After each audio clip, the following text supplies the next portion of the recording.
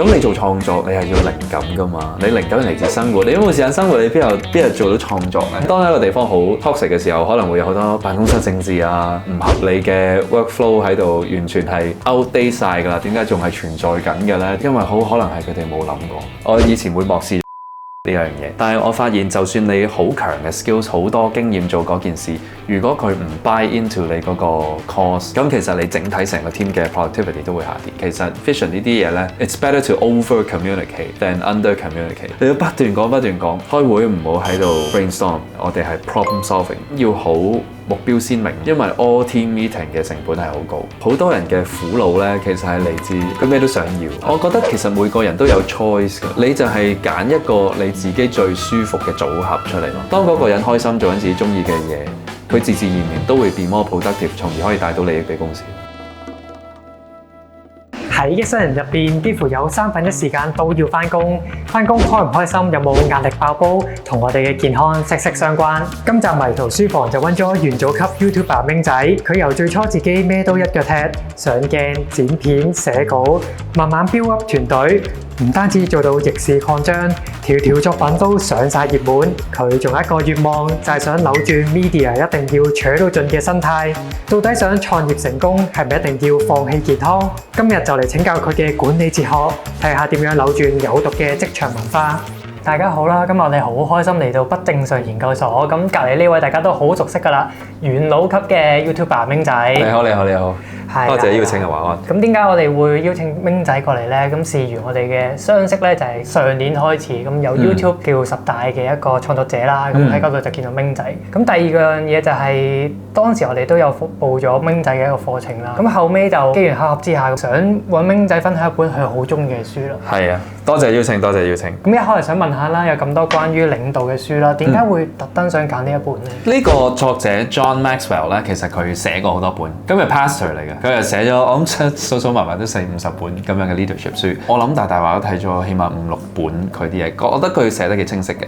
即係17條 laws， 跟住 leadership 又有一個21條 laws of 乜。咁佢係俾咗一個好簡單嘅 framework 俾我去學習咯。佢亦都有啲歷史嘅例子，有人物咁樣，我又中意睇歷史噶嘛。咁所以我覺得幾易入口。咁頭先講到話，頭先明仔係由10幾年啦，咁就獨行俠開始啦，就到而家開始 build 一條 team 出嚟。咁其實你嘅心態上最大嘅轉變係啲乜嘢咧？我覺得我以前個世界細好多嘅，因為我係中意自己一個人，好似係 create 一件 art 咁樣啊嘛，咁就投放好多時間去鑽研一件事。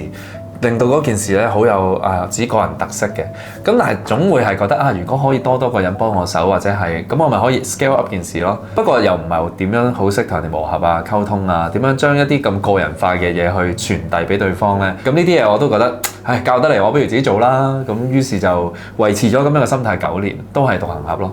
但係去到某一個位，我覺得其實如果我再要去進步咧，就唔再係可以攞住我一日嘅24個小時嚟到去再做啦，因為我已經 maximize晒，我能夠學到嘅嘢已經有一個好嚴重嘅一個 diminishing return。咁如果真係要 scale up 嘅話，我係真係要同一啲專業嘅人，跟住 build 一個 team 出嚟去做咯。嗰時一開頭會點樣學咧？因為呢樣嘢就冇老師可以好教到你噶嘛。咁首先我會係睇書啦。咁我會從書中其實學到好多唔同嘅理論啊、應用，但係有陣時咧，外國人寫嗰啲書，咁佢可能唔係你嗰套應用，佢唔係你嗰個文化，亦都唔係你嗰行，咁你點樣去應用？有陣時都係要睇下你有幾熟悉嗰個原則。咁啱時我又好幸運，我識得好多叻人嘅，咁我睇下啲 lead 人好叻，開公司亦都係差唔多 stage 開 startup 啊，咁我又去研究嗰啲朋友嘅，咁我見到哇咁犀利嘅咧，點解可以哇成 team 有30幾40人可以咁高效？咁樣去溝通啊，仲要可能好後生嘅啫喎，佢哋成班馬騮喎，你點樣可以 lead 到一個咁樣嘅 team 咧？咁我就會去觀察，咁然之後咧，我觀察完，亦都睇完書咧，我就會嘗試落手試喺自己嘅 team 嗰度。所以其實我嘅教師係有3方面嘅，就係 by 自己 experience， 我去觀察朋友同埋我睇書咯。咁當3樣嘢都印證緊同一套嘢嘅時候，我就會比較有信心，然之後再跟住去玩落去咯。其實最簡單嚟講，你覺得一個好嘅 leader 其實應該有啲咩嘅特質咧？我覺得係要明確清晰，要好多 communication。佢唔需要有晒所有嘅答案，但係佢要俾大家知道我哋應該要 focus 嘅地方喺邊？我對於我自己最大嘅成長，或者我以前最大嘅盲點，我成日以為做領袖你就係要好強勢，然之後有人問你嘢，你就要即刻俾到個解決方案對方。其實越係做 leader，越要願意拎自己脆弱嘅一面出嚟。咁因為你就算裝強咧，其實啲人睇到㗎。你唔識嗰件事，你夾硬俾一個答案出嚟，其實你估啲人睇唔出，咪啲人唔係睇得出，反而佢唔會 respect 你。但係如果你可以表達到就係我都唔知㗎，大家都未必知呢一個係一個未知領域嚟嘅，不如我哋一齊 figure it out 啦。咁我發現呢一個 approach 係反轉咗我以前對於領導嘅印象。聽我講過就係好多時而家個 leader 咧，其實唔會好 exactly 俾個答案人哋，其實係會引導去一齊思考嗰個答案，係咪其實都係呢個意思？係㗎，我哋個 team 咧，其實好多時都會話我呢一樣嘢，但係冇辦法，本書係咁樣同我講嘅。咁因為咧有陣時我覺得呢個係比較 coaching 方向嘅地方嘅。如果你要一個人去學一樣嘢啦，你可以講個答案俾佢聽。咁然之後佢照樣執行，但係佢唔會學識點樣去得到呢一個結論。咁但係如果你能夠引導到佢去到嗰個結論，或者係知道中間嗰個工具嗰個思考邏輯，究竟下次遇到同類問題點樣去解決咧？咁嗰個會 valuable 好多咯。以前嘅我可能我會直接俾個答案嘅，係啊。咁因為喺嗰一刻慳咗時間啊嘛，咁但係你麻煩咗日後嘅你啊嘛，因為佢下次都會問翻你同樣嘅問題。你自己觀察底下係咪㗎？即係 coach 係咪通常都會係直接俾答案啦，定還是係？原本我其實都係想俾答案佢，但係後尾我都發現咗呢個問題就係佢經常會就同一條問題揾我。咁我就發覺我答完又答，答完又答，答完又答，咁樣其實佢自己嚟講都冇進步。講你又唔聽，聽你又唔明，明你又唔做。我覺得最近心態上啲轉變就係我而家會有去錯咯，我以前好驚去錯，我而家會見到你錯，咁如果係嗰個錯係可以接受到，唔係好大，即係譬如話你醫療頻道啦，唔會錯一啲醫療嘅 terms，咁你就錯啦。咁我俾你自己發覺咯。我覺得呢一個係幾 interesting topic 嚟嘅，因為我之前又係好諗緊我究竟行邊一套嘅。咁我有睇過啲書，同埋我亦都有啲人同我講就係話係應該要俾對方有個機會去 fail。最緊要你知道嗰樣嘢係唔係不能逆轉。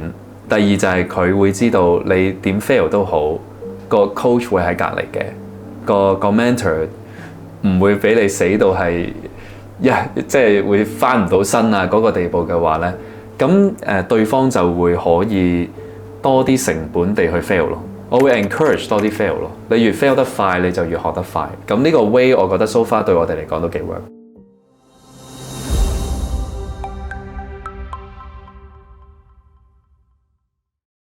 我哋講翻少少書嘅內容啦，其實書入邊就提出咗17個法則嘅，咁因為內容有啲多啊，咁我就叫咗明仔就幫手整理咗3個，佢覺得對自己影響最大嘅，咁同埋可以結合翻佢喺領導一條 team 嘅時候，佢會點樣去應用啦，咁可唔可以介紹咗第一個先？我最中意嗰個 law 就叫做 law of scoreboard。以前咧我又係會做一件事出嚟，我會覺得哇好好啊，好靚啊件事。咁但係做完 so what？我係應該要做得幾快或者做得幾靚，個準則係乜嘢？我而家係越嚟越需要去思考關於準則性嘅嘢嘅，因為唔再係你自己一個人同自己交代啦。盡可能就係每一個重要嘅 decision，我哋要有 KPI 咯，係啦。譬如我如果話12月我哋要出到一條好好睇嘅片，好唔好？OK， 好啊，咁個個梗係話好。咁我哋係咪已經做咗一條好好睇嘅片咧？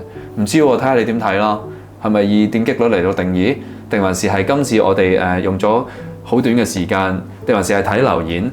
咁冇嘢定義嘅時候咧，其實大家未必會可以同一方向咁樣去做。咁可唔可以具體啲講係大約你嗰個記分板會分到幾細咧？即係會點樣去釐定我真係符合做咗呢樣嘢咧？可以好細㗎，去到譬如我哋講緊一個 production 咁樣啦。譬如我哋個 KPI 就係3.5，就係我哋希望不正常人類呢一個 series 嘅後製咧，可以喺3.5日裏邊完成。而嗰陣時我哋係我諗 take 平均地6-7日嘅。咁我就同大家傾就係話，喂，我哋追到個 quality 啦，下一步我哋就要追 efficiency。而我哋個 channel 就算好多人睇都好啊，你如果7-8日先至出一條片咧，其實個 channel 未必 survive 得到。我哋點樣可以保持到個 quality 底下，我哋又可以 double the speed 咧？咁代表我哋就要好 hard ass on個 workflow 啦，係咪加人入嚟咧？定還是如果唔加人，我哋冇呢個資源嘅話，我哋係咪有得完善到嗰個 workflow 咧？咁我哋通過呢啲唔同嘅準則，呢啲方法，我哋就去越做越快咯。譬如OK，原來如果要做到3.5日呢，你朝早10點鐘就要交到幾多 percent 嘅嘢，我哋就知道 day 2會唔會 meet 到 target，day 3。然之後3.5嘅時候出唔出到片啦？咁其實每個 stage、每個階段、每個人係啦，每個工序其實都有一個 KPI 喺度。咁越仔細咧，就會越準確咯。你就會知道究竟 meet 唔 meet 到 target 咯。有陣時會甩㗎嘛，有陣時我預半個鐘頭，卒之用咗9個字。咁我哋嗰個取態就係唔緊要。咁我哋下次就編9個字。咁如果下次9個字，我哋發現係啦，呢個就係我哋舒服嘅時間啦。咁你不斷 repeat 嘅時候，其實你就會知道真實最能夠達成到嗰件事嘅需時係幾多，同埋做到嘅量係幾多，我哋就會更加清晰咯。for 日後 planning 好有用。咁但係我而家要定到好死喎，每半粒鐘或每9個字就要一個 task 喺度，會唔會反而有壓力喺度咧？其實一定有㗎啦，因為你所有嘢加咗 urgency 入去嘅時候，其實就會製造咗壓力。但係我哋嗰個壓力咧，其實係一個好清晰嘅 trade off 嚟，係一個取捨嚟嘅。因為我見到其實做 production 咧，好多都係好 toxic 嘅，就係開 OT 開到可能凌晨12點。我哋有個剪接師曾經有份工係咁樣樣，咁跟住第二朝又要好早翻嚟。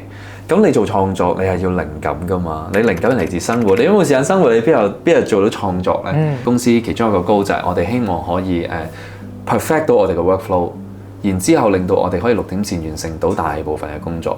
咁呢個係一路我哋去嘗試去 aim 緊嘅一樣嘢嚟嘅。咁 so far 其實喺唔同嘅時候底下咧，有時候會甩啦，有陣時就好多時候都會成功可以真係完成到就咗。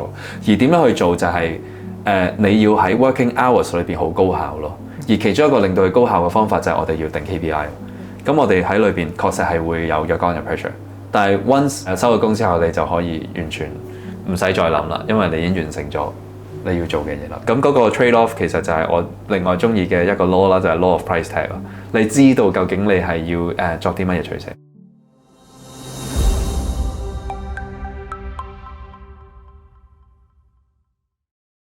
可唔可以講多少少呢一個咧？第二個理論。其實 law of price tag 我覺得好 powerful 嘅。大部分人去選擇做一件大事咧，其實未必會好事先會諗定究竟自己要捨棄啲乜嘢。因為如果佢係一樣好難好大嘅嘢嘅話咧，你係好難兩全其美啊，乜嘢都要，然之後仲要達成到嘅。大部分我見到唔成功嘅人就係好多時佢會乜嘢都想要咯。我又想食呢啲嘢，但係我又想大隻。咁然之後呢度做啲，嗰度又做啲，每邊都係 half-ass 咁樣去做。咁卒之就兩邊唔妥。係啊，咁不如你 enjoy 晒啦。如果你係咪都去唔到個高嘅喎，咁每一件事其實你會犧牲啲乜嘢咧？可能就係話呢2年咧，我希望可以為事業而衝。OK。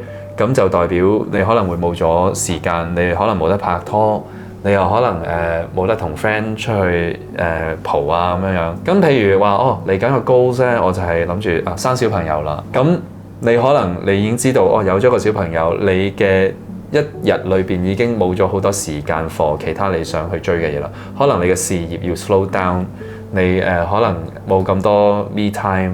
咁呢啲全部都係隨之而嚟會出現。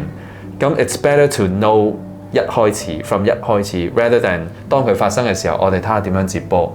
咁通常嗰啲時間都係 too late 同埋唔 efficient。所以個 law of price tag 就係預早 find out 究竟個犧牲係乜嘢，然之後你再去諗呢一個係咪你想去追尋嘅嘢。咁如果應用翻喺我哋 leadership 入邊，會點樣應用到咧？譬如頭先我所講啦，就係話我哋想唔想要有翻 life 先？譬如我問我哋個 editor， 你過往就係成日 OT 㗎啦，你根本冇時間可以同屋企人食飯嘅，好多年冇見過佢哋同屋企人食飯。咁你想唔想有呢個時間先？如果想嘅話，我哋要諗方法，令到我哋business hours 裏邊要好高效。咁呢個係咪你 OK 嘅 trade off？咁如果大家 sign up for 一個好清晰嘅 trade off 嘅話，咁大家咪可以向住一個好明確嘅方向去衝咯。除咗要定一個 price tag 之外，仲要 communicate 到俾對方聽，對方覺得我睇過啲 terms agree。咁當你 agree 咗嘅時候，就會爭好遠噶啦。喺 leadership 方面，我都有咁樣去套用。即係大家有共識，要犧牲某啲嘢去達到某啲嘢，大家傾好咗嘅時候，咁就會個目標會好清楚。你自己譬如你身邊，你會唔會其實不論係同事啊、朋友啊，或者係邊個都好，你會唔會有陣時會見到好多人嘅苦惱咧？其實係嚟自佢咩都想要啊，好同意啊，樣樣都想要。我記得之前，譬如我見兵仔搬入你個 office 嗰陣時，都有個叫做不可能三角啊嘛。呢樣嘢其實應該係好多人嘅生活上都會遇到呢樣嘢咯。而我覺得其實每個人都有 choice 㗎，你就係揀一個你自己最舒服嘅組合出嚟咯。譬如一部相機，佢可能影到低光，但係佢可能影得唔 sharp。咁視乎你買呢部相機，你會大多數喺咩情況底下用咯？譬如我出入嗰啲地方都係好黑暗，但係我又唔使佢幾 sharp。咁你呢部就係 perfect for you 啦。佢冇一部 perfect 嘅相機 for everybody， 只係你要揀一個最適合你嘅，然之後你明確地知道咁就 OK 啦。最怕就係如果唔係 sign up 緊 for 同一樣嘢。原來一開始冇講明嘅，又或者大家個理解係有出入嘅時候咧，咁我哋就要 align 咯，因為如果唔係就會好麻煩。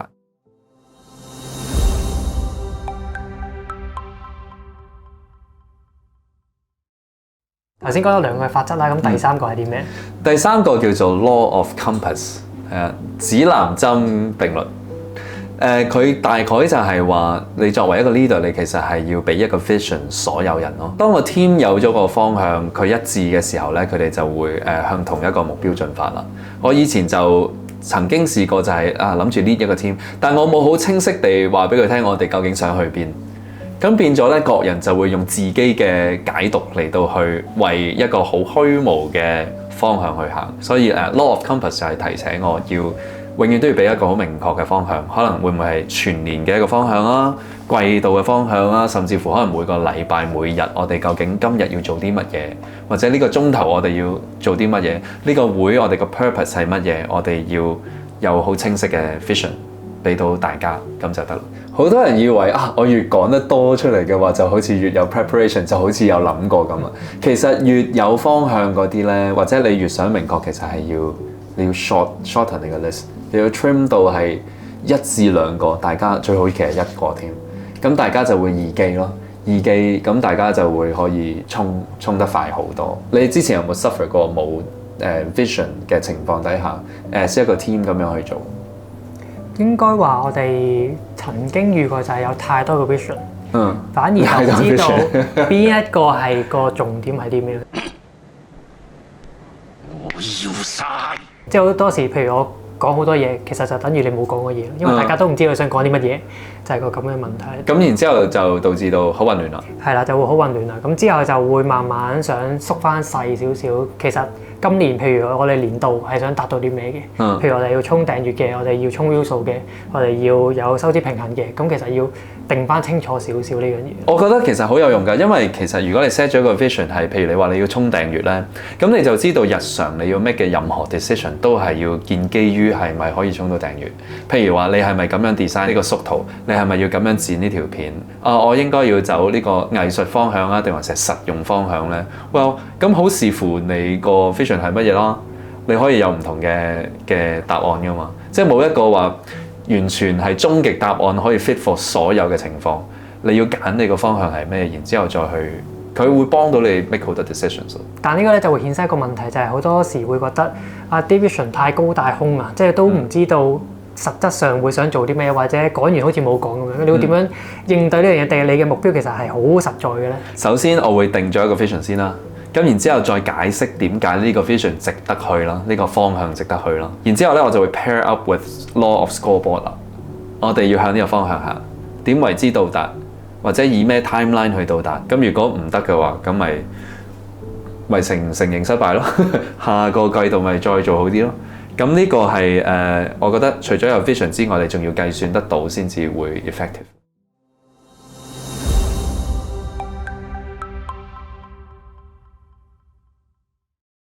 頭先我講到一樣嘢啦，就係會不停咁即係要提出一個 vision 出嚟。咁譬如我哋通常講就會用開會嚟講啦，即係你覺得呢樣嘢係要不時咁提醒佢哋嘅，定係還是講完一次大家就自己去做咁樣咧？因為好多人都好唔中意開會噶嘛，其實。係啊，呢個問題好好。我係過往成日以為係講完一次得啦，大家 get 咗啦嘛，大家岌咗頭啦嘛，go 咁然之後可能3個禮拜唔提，1個月唔提，2個月唔提，咁可能個心仲會 assume 大家已經知啦嘛，咁唔使特別再重複啦，好似好煩咁。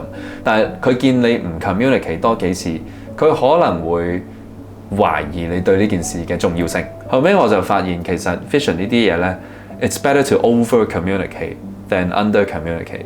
係啊，你情願做煩嗰個人，都唔好 risk。係啊，你要不斷講不斷講。平均你哋開會嗰陣時，即係嗰個頻率會幾多啊？你啱啱上得啱時候啦，我哋啱啱先開完個會，先至做呢個訪問嘅。我哋會有平時每做一個 production，我哋會有一個小 production meeting 嘅。咁當冇特別事發生嘅時候，其實我哋每個禮拜都會有一個禮拜會。咁跟住季度又會有一個季度會，然之後亦都有一個全年嘅會。咁喺呢個咁多會當中咧，我亦都會有同每個人嘅 one on one， 每一季都會出現嘅。咁其實數數埋埋有好多會嘅，個用意就係希望可以 alignment 同埋 communication。即係日常可能我哋太忙嘅時候咧，有啲嘢未必處理到。究竟你而家做緊嘅嘢係咪仲係你中意做嘅嘢咧？係咪你有火嘅嘢，或者你想學嘅嘢咧？我會唔會擺錯咗你嘅崗位咧？或者你會唔會有其他嘅發展？你其實好想去 aim for 嘅咧？咁呢啲嘢係日常，如果我哋唔製造多啲機會去傾咧，我又未必會知。每個禮拜嘅會其實我哋就會個半小時咯。我哋就會好珍惜嗰一段時間，因為其實個半鐘頭咧好快就過。係啊，我哋有6、7個人一個 team，咁我哋而家都嘗試去學習點樣去開會嘅，就係開會唔好喺度 brainstorm。如果係每個禮拜嗰啲會咧，我哋係 problem solving，或者我哋要睇一睇我哋個 progress 去到我哋嗰個季度嘅目標仲爭幾遠，咁要好目標鮮明咯，因為 all team meeting 嘅成本係好高。如果你去到嗰度跟住漫無目的喺度 brainstorm， 咁就係6個人、7個人 being unproductive。係啊，你話one on one我同你吹水都起碼係個成本好低啫，但係全 team 一齊就會花唔起呢個時間，所以連 meeting 都係要好斟酌㗎，要好 accurate 啲嘢，同埋要好 productive。呢個好有趣啊，因為開會咧真係實在係好多香港人啊，特別覺得好煩嘅一樣嘢，即係唔開又覺得冇 communicate，開咗又覺得好似唔知我做緊乜嘢咁樣。可唔可以講多少少？你哋開會上，譬如會預先定咗一個 agenda 啊，跟住具體上其實會大約講啲咩㗎？其實呢個又係一個好好嘅問題。其實年頭咧，我對於開會呢一樣嘢，以我認知就係其實每間公司都要有㗎，每個禮拜都要有啲會嘅。咁跟住就變咗咁咪圍埋一齊去揾嘢講咯。你唔係真係有呢個需要，然之後你開，咁啲人咪埋嚟OK睇下點啦咁。跟住就變咗吹水，跟住有陣時會 brainstorm， 有陣時如果做呢件事就好啦，係唔係啊？咁跟住係啊，跟住就講下食咩咁樣。咁我就開始睇書啦。原來有啲書係專講開會嘅。咁有一本叫做《Death by Meeting》。咁《Death by Meeting》呢本書就同我講就係話其實一個健康嘅會咧，係應該好似跑由起步一齊去諗一啲 problem solving 出嚟，去到尾嘅。咁其實一開個會，我就會去講今日個會個 purpose 係乜嘢。我哋事前已經有 agenda 㗎啦，可能係1、2、3、4、5項，每一項咧我哋就會花呢個就10分鐘，呢個重要啲嘅20分鐘、30分鐘、2分鐘，咁夾埋90分鐘啦。咁個先後次序都好鮮明，咁同埋我哋會有 objective of 我哋個會。By the end of 我哋個會咧，我哋就需要有一個 action list of 1、2、3、4啦。OK，呢個就係我哋個 purpose 嘅會。咁我哋開始啦。咁然之後就盡可能就1分鐘都唔好嘥咯。其實 manage 嘅時間或者個會咧係 fix 喺90分鐘，都係嗰本書教我。因為我自己親身體驗都有發覺，其實你加咗個 timer 喺度咧，大家又會自動自覺講多啲嘢。因為你知道你唔講嘅話，其實 move on to next topic 你就未必有機會講。咁有好多唔同嘅 skills，都係可以從呢本書裏邊學得到。咁我而家覺得至少我唔覺得啦。我唔知道其他 teammate 會唔會覺得meeting 係咪一樣好 dreadful 嘅事啊？定還是係每一次出到嚟個感覺就係我哋又 solve 咗一大堆問題啦。咁呢個就係我希望每一個會可以 achieve 得到嘅。你僆仔另外好中意 meeting。我哋最期待就係 meeting。點解咧？可唔可以講下嘅？其實我講大話。唔係，但我覺得真係 effective 咗好多。以前頭先明仔講嗰類話即係遊魂啊，去咗食飯嗰種，我係好深切嘅嗰個感覺。但係而家就真係大家開始 feel 到自己有嘢要講啦。咁講完之後咧，佢哋又會 take responsibility of 佢哋自己講。同埋我諗我學得最緊要嘅一樣嘢就係我初頭嗰啲會咧，我哋會講到好多項目，哇！我哋要做呢樣嘢，做呢樣嘢，做呢樣嘢。但係唔知點解咧，過咗一個禮拜咧，冇人做嘅，冇講好咗嘅咩？咁跟住我哋又發現咗好大嘅問題就係冇啊！我哋講完好大啲，我哋冇 assign 個 leader 俾嗰件事。咁我就學識咗啦。本書有教就係話 Who does what by when？ 你係 project leader 啦喎 ，OK， 咁幾時先至做好，同埋點為之做好啊？咁我哋就會定咯，因為你要清晰，大家先知道其實佢係負責啲乜嘢。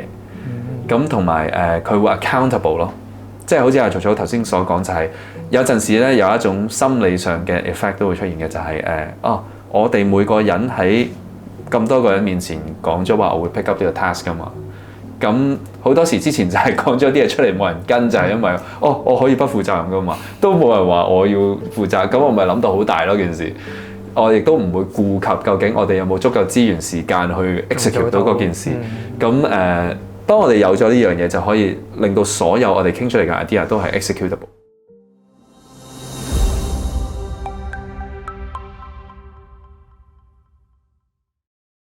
咁我諗頭先講到嘅一啲法則啦，其實好多觀眾或者我自己啦都會好有得着。咁我想問下明仔，其實喺你 build 一條 team 嘅時候，你遇過一個最大嘅一個困難之處喺邊度咧？之前就係我覺得有一啲情況咧，就係你要同一個 teammate 去溝通嘅，而嗰件事可能對於佢，你未必知道佢受唔受到一啲 hard truth， 一啲好真實嘅 opinion， 但係你作為 leader， 你係冇得唔俾嘅。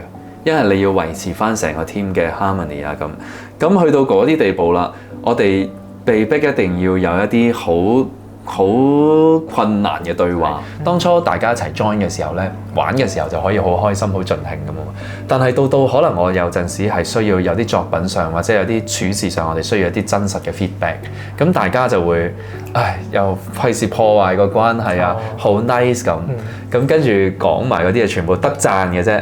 咁但係有陣時係真係需要有啲批評啦，係啊，啲批評聽唔到啊，因為大家太照顧對方嘅感受。咁我哋都真係塞咗喺呢一個位好長時間，亦都好妨礙到我哋去進步。我覺得呢一點，所以我諗其中一個初 lead team 嘅時候最大障礙位係呢一樣嘢。你覺得你有冇一啲你又覺得係好難衝破嘅嘢？好難衝破嘅一個 teamwork 嘅環境底下。我覺得都幾認同一點咧，就係即係又要 keep 到個良好嘅關係。咁但係實質上你有好多片要出嘅嘛。其實係啦，嗰個嘢其實都好 tight 嘅。咁同埋對即係自己有啲完美主義啦。咁其實對好多嘢都想捉得好緊啦。咁就變咗去到有時逼得自己太緊，有時逼得同事太緊。咁最後大家就越嚟越多摩擦咯。咁我覺得呢樣嘢係幾難做到幾藝術嘅一樣嘢嚟嘅。你有冇睇過有本書叫做 Radical Candor？ 我就係因為呢一件事咧，我就嘗試去睇書。咁跟住佢就教咗我哋一個方式，就係我都有同個 team 去 communicate。我開會講咗好多次，就係話我哋係需要同大家講feedback 嘅。但係研究過啦，人一般點解會唔俾 feedback 咧？就係因為驚破壞個關係啊。咁我驚我講咗啲嘢 hurt 到你喎，咁點算咧？咁但係如果你知道我係為件事好，或者你知道我 care about 你嘅，咁我講俾你聽嘅時候，你可能會冇咁覺得好似被攻擊咁樣樣。咁所以究竟點樣可以令到你個人可以同佢直接跳機，同時間佢又 feel 到關愛咧？咁呢一樣嘢就會令到俾 feedback 呢件事易入口好多啦，咁就可以講多真説話。咁講起職場咧，其實最近都聽到一個字好 hit 啊，就係有毒嘅工作文化。其實你自己點樣睇呢個詞咧？或者你覺得佢背後反映緊個乜嘢嘅問題喺度咧？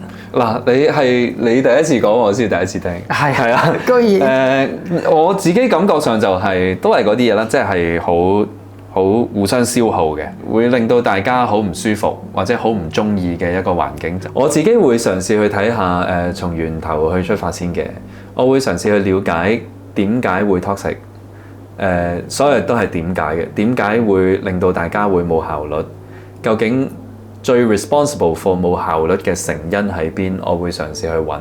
咁揾完之後，其實就係諗方法點樣轉變佢，或者係移除佢咯。所以我都好要 base on 一開始要積極地聆聽，你先至會可以揾得到個源頭。因為當一個地方好 toxic 嘅時候，可能會有好多辦公室政治啊，或者係一啲唔合理嘅 workflow 喺度，完全係 outdate 晒㗎啦。點解仲係存在緊嘅咧？點解啲人仲係做緊呢一樣嘢嘅咧？因為好可能係佢哋冇諗過，佢哋冇思考過點解要做每一個 action， 卒之令到所有嘢都係唔知為咩而存在，但係繼續存在緊。That's why 我好希望就係每一個人每一分鐘喺呢度做緊嘢嘅時候，都係最能夠被 respected， 同埋係佢哋係 matter。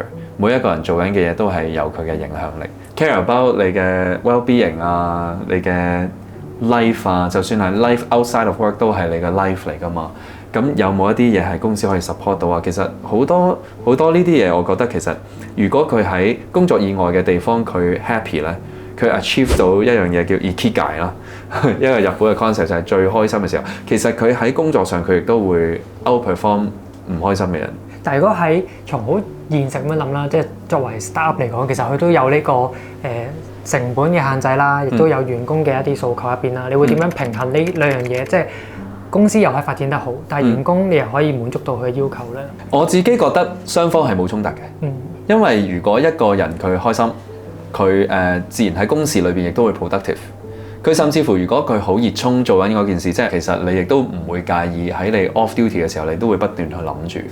咁而當初就係你有冇擺啱每一個人喺啱嘅位置嗰度發揮咯。如果你話我擺咗一個我唔 care about 你中意啲咩，我擺咗係一個完全你唔想掂多秒你都唔想嘅位置嘅時候，咁你收個工你係唔會諗嘅喎。就算開緊工嘅時候，可能都未必發揮得好盡嘅啫。有冇一個好 minimum 嘅方式可以 deliver 到咧？可能會變咗去諗嗰啲方向。咁所以我會盡量去積極聆聽，聽下多啲人佢哋嚟緊想要有 growth 嘅地方係喺邊個範疇咧？咁我就會知道呢一樣係你 ask for， 咁我就盡可能去編排咯。咁所以其實我覺得雙方係冇衝突嘅。當嗰個人開心做緊自己中意嘅嘢，佢自自然然都會變 more productive， 從而可以帶到利益俾公司。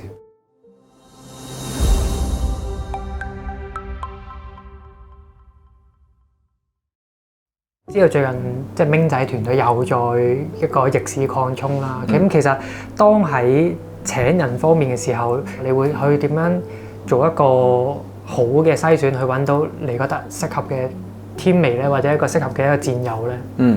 我會睇佢係咪一個 cultural fit， 然之後我第二樣嘢就會睇下佢係咪可以同個 team 一齊去相處。跟住我就會睇 skill set，呢幾樣嘢個排位唔係一樣我以前都會咁諗嘅嘢嚟嘅。我以前會漠視咗 cultural fit 呢樣嘢，但係我發現就算你好強嘅 skills， 好多經驗做嗰件事，如果佢唔 buy into 你嗰個 cause 或者你個 mission 嘅話，或者可能佢同其他人相處唔到，佢只可以獨家村去自己做嘅啫。咁其實你整體成個 team 嘅 productivity 都會下跌。咁所以相處啊、夾到啊，需要你幫手嘅時候，你會幫啊，你會自動出聲啊，咁呢啲嘢都係我會 look for 嘅嘢咯。More so than skill set。skill set 其實因為你 on the job 你可以學噶嘛。但面試嗰時點樣睇到呢樣好難睇喎？你要請人先知㗎喎。係啊，我都覺得呢一個都係搏㗎咋。咁我會嘗試喺interview 嘅時候，我會問一啲比較另類啲嘅問題，因為其實你越 standard 嗰啲問題，啲人 prepare 晒咧。咁就變咗答啲套路嘢俾你，其實你唔會睇得出嗰個人個價值啊，佢諗啲乜嘢嘅。咁好多時你其實係要轉翻一種問法，但係其實係想達到翻同樣嘅效果嘅。咁譬如我可能會想了解呢個人嘅 graphic style 或者佢嘅剪接風格究竟係點嘅咧？咁我就唔會問你係咩風格，我會純粹就係問佢你平時睇開啲咩 YouTube channel 㗎？你平時中意睇開啲咩？你 favorite director 係邊個啊？咁可能喺嗰啲地方嗰度，如果你積極聆聽，其實你會kind of 識多咗少少呢個人嘅口味係咪一個 fit for 你嘅？譬如我亦都會有陣時會問下我嘅 interviewee 就係呢個世界上有冇一啲嘢你一聽到你就會覺得抱不平會好嬲好憤怒嘅一件事係乜嘢咧？呢個問題又係個作用係乜嘢咧？純粹就係想睇下呢個人係咪 passionate about something 咯。嗰件事唔一定要係 job related 嘅。我好想知道佢係咪一個有火有思想嘅人嚟嘅啫。咁如果佢答埋啲好行嘅嘢，咁你就知道哦，呢個跳出咗我一般接受 interview 嘅問題喎，佢就唔識答嘅話，咁好可能佢未必係prove 到俾你睇佢好有思想。仲有好多我喺身邊啲 friend 學翻嚟嘅問題嘅，有啲好離譜嘅，費事喺度講。我有聽過，譬如Elon Musk 嗰啲，佢就會問一條咧好 critical，就係你喺工作上如果最棘手嘅事係咩，而你最後係點樣去解決佢咯？都幾好啊呢條問題。我覺得佢背後個邏輯都係唔係問你一啲好 skill 上嘅嘢咯，而係一個你嘅價值觀，或者你一啲處理難題嘅一啲能力咯。因為講真，世界就不斷咁變嘅，其實你所有技能都會有退場一日，咁但係你嘅 mindset 係會一直咁進步落去咯。哇！呢條問題好喎，我要借用一下呢。咁如果順住咁問啦，即係譬如頭先講一個面試其實都係一場賭博啦。咁如果翻嚟賭輸咗喎，其實本書入邊都有提到一啲法則嘅，即係譬如佢話嗰個壞嘅一個態度啦，其實會影響全 team 啦，或者係一啲唔啱嘅人，其實佢都會影響到一個 team 嘅喎。咁你點樣處理得好啲咧？你講得啱啊，其實就係 law of bad apple， 因為 culture 係好難先至可以 build 到出嚟嘅。而如果你再揾多一個人，佢唔係呢個 culture，佢只會 eat away from 你嘅 culture 嘅啫，佢只會越嚟越唔係你原本想控制到係嗰樣嘢。同埋成本請錯一個人實在太高啦，請錯一個人有統計數字就係話係個成本就係嗰個人嘅人工嘅一年嘅年薪嘅40%。咁呢個就係請咗一個人嘅成本啦。你要 hire 佢 train 過佢 integrate 晒，然之後佢走咗，你要 rehire recruit 跟住 retrain reintegrate， 其實係一件好煩嘅事。你會有 loss opportunity， 我會有好多步嘅，我好多時會見2次 interview， 咁然之後咧，我又會想 make sure 佢係咪真係可以同個 team 相處到咧？我會hire 嗰個人之前，其實我會揾個 team 同佢一齊食餐飯咁樣 casual 嘅啫，冇 interview questions 喺裏邊。咁然之後我會問下個 team 得個 vibe 點啊 ，O 唔 OK 啊咁咯。咁然之後請咗之後，你都可能會太 Q 噶嘛，可能你睇漏咗啲嘢。咁我哋可以 install 一啲 safeguard 喺度嘅，即係譬如佢係一開始由 part time 合作住先，我哋觀察一下睇下佢係咪符合到，咁然之後先 transition 佢去 full time。呢個可以係第一個方法。第二個方法就係2 months probation 咁樣咯。咁同佢交代清楚就係話呢個就係我哋個 target， 我哋2個月後咧要 meet 到呢一紮唔同嘅 goals 啦。咁如果得，咁咪繼續咯。咁如果發現係唔得嘅，咁可能係咁我哋就要再揾嗰個咁樣咯。盡量去避免付出太多嘅成本咯。譬如用翻 Star 為例啦，其實都係不斷咁改變緊呢樣嘢。咁如果當佢改變到一個位嘅時候，係唔係一個 interview 嘅人啦，而係一個現有嘅員工，你發覺佢某啲位開始唔合適咯，咁你會點樣處理呢件事？我會嘗試開始去溝通，然之後理解一下係咪我講得唔清楚先，因為有咁嘅機會㗎嘛。咁然之後到我理解咗啦，咁我哋花咗會一段時間去互相溝通咗，你又明其實我想要做啲咩，我會得到一個岌頭先嘅。我又明點解你係咁樣樣，咁然之後揾下睇下有冇空間可以去繼續夾落去 ，OK？ 睇下大家係咪可以好自願地去做呢件事。咁當嗰件唔好嘅 outcome 持續地出現嘅時候呢，我就會越嚟越增加個密度去見面，而且會再講得白啲。然之後去到某個階段呢，我就會去 set 埋一個 target 嘅，就係嚟緊我哋可能要2個月內 fix 咗problem A、B、C 㗎啦，咁呢個將會係我哋嚟衡量究竟我哋能唔能夠去持續地合作嘅一種條件或者一種 scoreboard 啦，都係因為好多 coaching 嘅書都教就係話你唔可以一嚟就第一次嗰個人聽嘅時候就已經係最後一次佢聽到佢原來有呢個問題嘅個案嘅，咁佢就係話一定要係過渡期，到如果真係好唔好彩呢個人唔能夠再同你合作嚟嘅時候呢，佢可能係已經幾個月前已經一路見到個演化，亦都有 multiple chances 去各自再試，咁好多時未必係邊個做錯咗，純粹就係大家個 goals， 大家想追尋嘅嘢唔同咧，咁咪各自去揾翻自己想去做嘅嘢咯。咁我覺得都係一個幾好嘅處理嚟。咁今年有冇啲咩短期目標？